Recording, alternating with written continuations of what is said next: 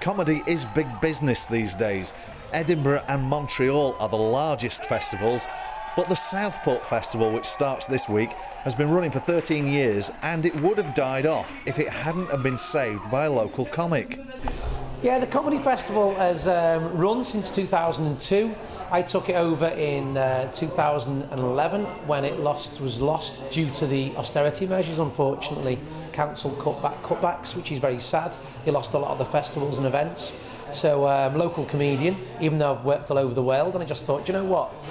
I'll just take it on. I'll take it on and see how big I can make it. And it's turned into a bit of a monster, to be honest. We've got 30 events in 10 days, which is a bit like, wow, meltdown.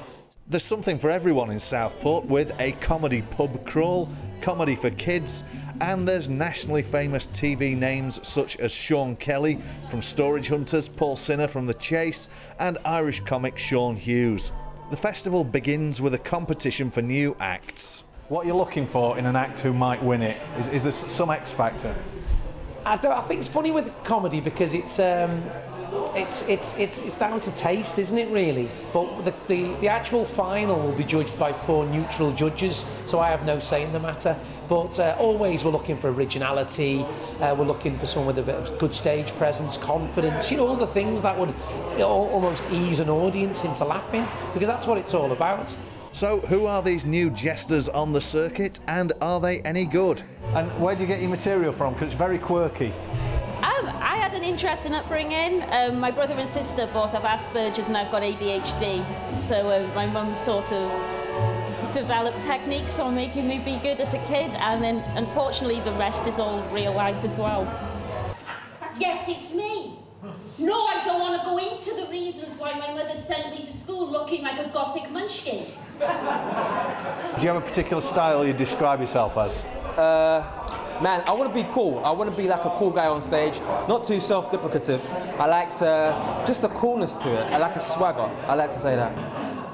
I'm saying because the last relationship I was in the go-to one, there's a couple of reasons why. Now, the first reason is that I'm quite tall, right? And the girl I was dating was quite short. And standing next to each other, we just look like a bar chart. But it doesn't stop there, because we're an interracial relationship as well, so we look like a colour-coded bar chart. Why have you entered a comedy competition? I just think that there's a chance to boost your CV, plus doing a night in a different town. And all Mancunians act more mank in London, but there is a place where Mancunians are even more mank than when they're in London. I didn't think it was possible. If in London we turn into Liam Gallagher out of Oasis, then in this place we turn into Frank Gallagher from Shameless. And that place, ladies and gentlemen, is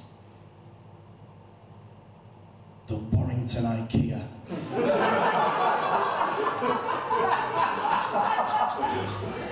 Well, it's fair to say they all had a good time and the audience gave them a great reception. But maybe it's not just about comedy, perhaps it's something bigger than that. It's part of the events calendar. We have the flower show, which is massive and been massive for a long time. We have the air show, which brings thousands of people into Southport.